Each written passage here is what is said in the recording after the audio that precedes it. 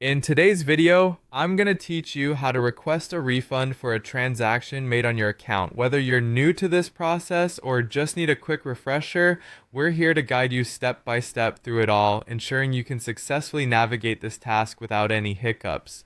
Let's start by logging into your account. Begin by opening your web browser and heading over to the website where your account is held.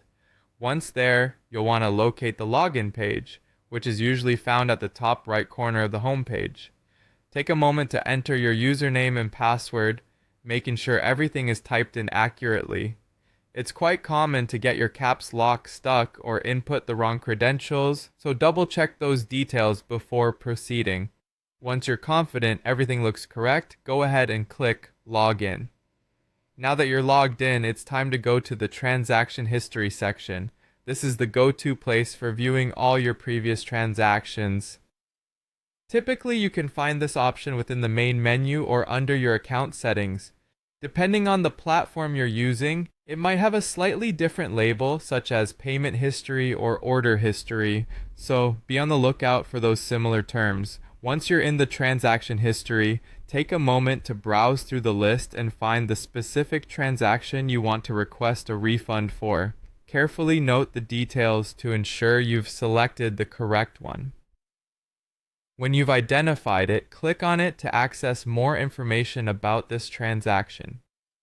Typically, this click will bring up additional details, including the date, amount, and any related reference numbers. Now, look for the Request Refund button or link. It should be prominently displayed alongside other options related to the transaction. Clicking this will take you to the refund request form. Here's where clarity and detail come into play. You'll need to follow the on-screen instructions closely, as the process might vary depending on the company's requirements. On the form, you'll be asked to submit a reason for your refund request. It's crucial to be clear and concise when explaining why you're seeking a refund. Providing accurate information helps expedite the process and avoids unnecessary delays. If there's an option to add more details or comments, use this space wisely. Adding relevant information that could support your case is beneficial. Whether you receive the wrong item, experience a billing error, or encountered any other issue, be sure to explain it comprehensively. Once you've filled out all the required fields and reviewed your input for any errors or omissions, it's time to submit your request. Simply hit the Submit button. After submission, you might receive a confirmation email or notification indicating that your request is under review. Keep an eye on your inbox or account notifications for any further instructions or updates regarding your refund status. And there you have it, your guide to requesting a refund on your account.